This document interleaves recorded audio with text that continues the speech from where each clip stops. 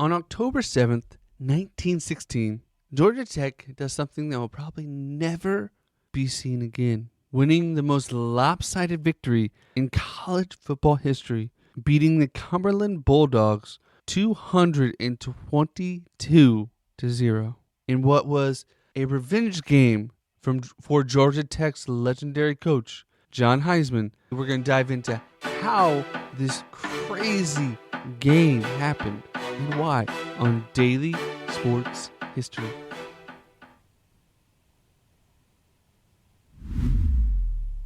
Welcome to Daily Sports History. I'm Ethan Reese, your guide, as you daily learn more about sports history and increase your sports knowledge.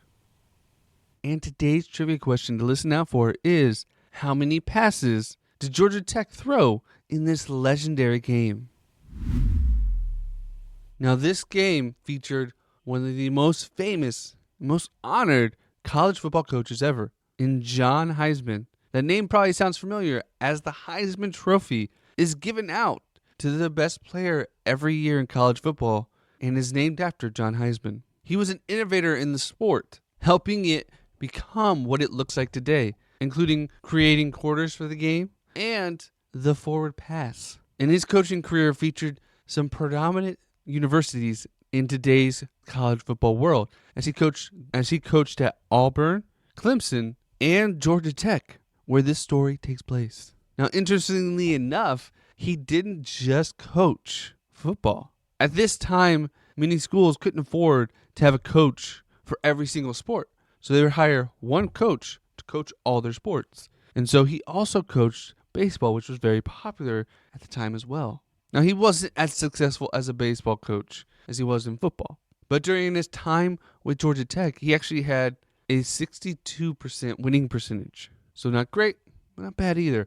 And they only won their conference one year during his 13 years coaching the team. And the Georgia Tech baseball team actually is one of the reasons why this historic football game took place.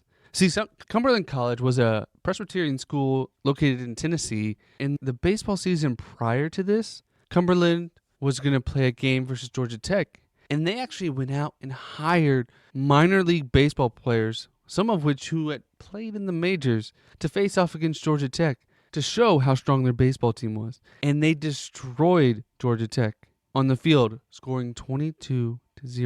And this stuck with John Heisman, who had scheduled Cumberland College already for the next football season. But Cumberland College had disbanded their football program due to challenges of finding an adequate head coach and the team quitting. But they had already had an agreement scheduled, and Heisman told Cumberland College they would have to pay $3,000 if they failed to show up. So Cumberland College took whoever they could down to play against Georgia Tech, which mainly included the school's baseball team and anyone they could find that was willing to play a game against Georgia Tech, who at the time was one of the best football teams in the nation, as Georgia Tech was in the middle of 3 straight seasons where they didn't lose a game. In the following year, they would actually win the national title.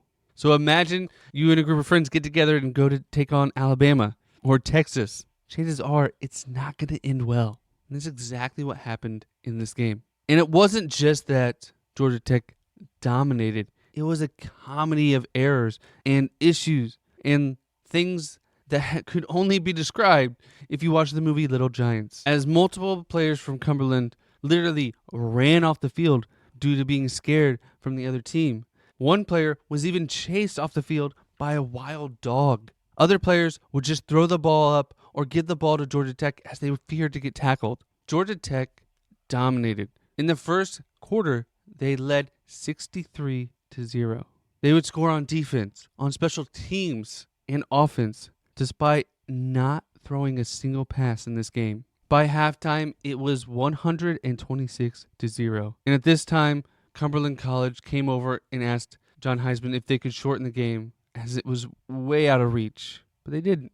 John said, yes, we can shorten it. We'll take 5 minutes off each quarter. And that still didn't stop, as they added 54 points in the third quarter and 42 in the final period. There was one play in the second half where Cumberland College had a chance to actually score, as on a kickoff, Georgia Tech's team actually outran the kick. And when Cumberland College player was able to catch it, there was no Georgia Tech player in front of him. It was daylight, and he would go on to trip over his own player who was looking for his glasses that had fallen during the play. That was their most positive play of the day, as Cumberland College would commit 15 turnovers, which included 9 fumbles and 6 interceptions. They would complete a total of 2 passes for 14 yards and have a rushing output of negative 42 yards, where Georgia Tech completed 0 passes, despite the fact that John Heisman invented the forward pass. And they would go on to rush 26 times for 922 yards and 32 touchdowns. But Georgia Tech was not perfect, as they did miss a couple of extra points, including the last one of the game. Georgia Tech had just scored and taken the lead to 222 when they were about to kick an extra point. And Cumberland College came out of nowhere and ran the ladder play, which involves jumping on top of other players to block the kick, which they did.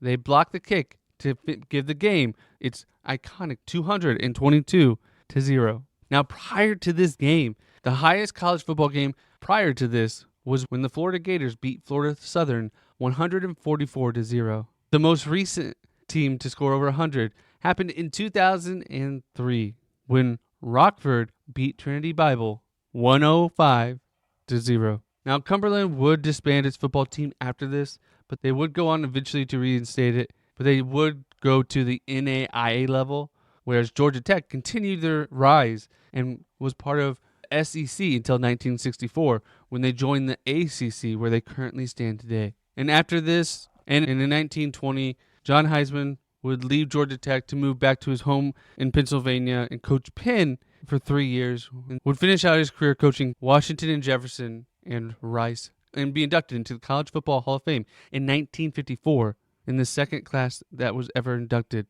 And in 1963, 2 months after Heisman died, the Downtown Athletic Association named their trophy for the best player in college football after John Heisman, which is still done to this day. And if you want to learn more about Georgia Tech and all the ACC has to provide, check out ACC Nation, where hosts Will and Jim takes you through all you need to know about the ACC and what makes the conference great. And if you enjoyed this episode, please make sure you subscribe wherever you're listening. That way you never miss an episode. And come back tomorrow for more daily sports history. And did you catch today's trivia question? How many passes did Georgia Tech throw during this outlandish game where they won 222-0? And the answer is 0 passes, despite the fact that John Heisman, their coach, created the forward pass.